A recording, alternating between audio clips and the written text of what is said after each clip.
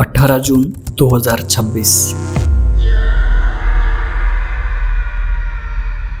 प्यार, सगाई, शादी की तैयारियां और फिर अचानक एक मौत। बाहर से ये एक परफेक्ट लव स्टोरी लग रही थी। that you're not smart, you're street smart, and you're sensitive also. तू तो मुझे मोटा करके छोड़ने वाली है। लेकिन पुलिस का दावा है कि इसके पीछे एक साजिश चल रही थी।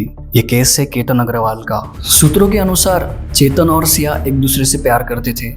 सिया का कहना था कि केतन की मौत होने के बाद कम से कम 3 साल तक उसके परिवार वाले उस पर शादी के लिए कोई दबाव नहीं डाल सकते थे और इतने समय में उसका बीएफ चेतन अपना करियर और बिजनेस खड़ा कर सकता था। और फिर मामला शांत होने के बाद चेतन सिया का हाथ मांग लेता। पुलिस के अकॉर्डिंग ये कई महीनों पहले की गई सोची समझी साजिश थी और केतन उसका शिकार बन गया। उसे अपनी जान गंवानी पड़ी। सिया ने केतन से शॉपिंग के नाम पर 1 करोड़ रुपए लिए थे और वो चेतन को दिए। उसे फाइनेंशियल नीड थी अपने बिजनेस को खड़ा करने के लिए। हालांकि इन सब बातों की पुष्टि अभी अदालत में नहीं हुई है। इस केस को सुलझाने के लिए जांच भी तेज कर दी गई है। डिजिटल सबूत चेक किए जा रहे हैं। चेतन और सिया के पुराने मूवमेंट्स की जांच भी की जा रही है। लोनावला की पुलिस अलग अलग एंगल से इस पर काम कर रही है। परिवार और दोस्तों से भी पूछताछ हो रही है। वहीं सिया गोयल के भाई साहिल से भी 2 घंटे तक पूछताछ की गई। साहिल ने बताया कि वो चेतन चौधरी को जानता था। सिया और चेतन एक मैच टूर्नामेंट के दौरान मिले थे। बाद में पिछले साल वो किसी कॉमन फ्रेंड के बर्थडे पार्टी पर भी मिले थे। वहीं से उनकी बातें बढ़ने लगी और वो एक दूसरे के करीब आते गए। साहिल ने बताया कि सिया की केतन से सगाई होने से पहले भी सिया चेतन के साथ उदयपुर ट्रिप को गई थी। सिया के माता पिता का कहना है कि वो चेतन से कभी मिले ही नहीं, वो उसको नहीं जानते।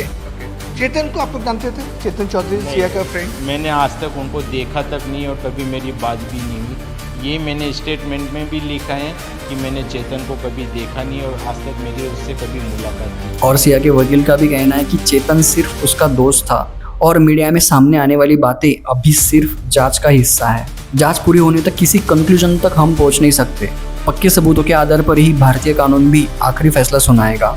सिया के माता पिता का कहना है कि अगर उनकी बेटी इस हत्याकांड में दोषी पाई गई तो उसे अदालत द्वारा सजा देनी चाहिए, क्योंकि केतन के साथ भी बहुत बुरा हुआ है। सिया के माता पिता ने केतन अग्रवाल की इस दुखद घटना पर सहानुभूति जताई।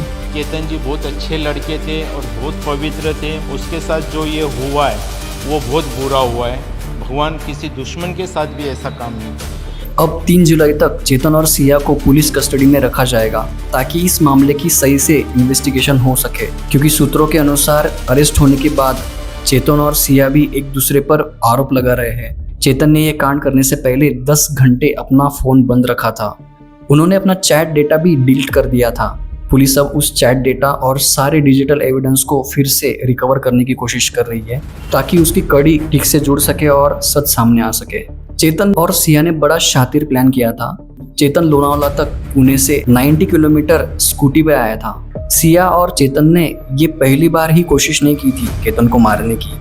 उन्होंने इसके पहले भी केतन को मारने की कोशिश की थी, पर केतन का नसीब अच्छा था कि वो उस बार बच गया था। पर इस बार उन्होंने प्रॉपर प्लान बनाया था। घटना के 1 दिन पहले ही दोनों कैफे में मिले थे।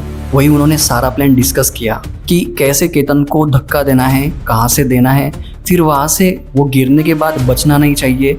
इसके लिए चेतन और सिया ने लोहगढ़ जाकर इसके पहले ही रिहर्सल कर ली थी। सिया और चेतन ने तय किया था कि जैसे ही सिया शूज की लेस बांधने के लिए या फिर पानी पीने के बहाने नीचे बैठेगी, तभी उसका इशारा पाकर चेतन केतन को धक्का दे देगा। इस दुखद हादसे के बारे में आप क्या सोचते हो? आपकी राय कमेंट में बता सकते हो। और केतन के इस दुखद निधन पर हम सहानुभूति जताते हैं, उसे श्रद्धांजलि अर्पण करते हैं। मिलेंगे अगली केस में। चैनल को सब्सक्राइब करना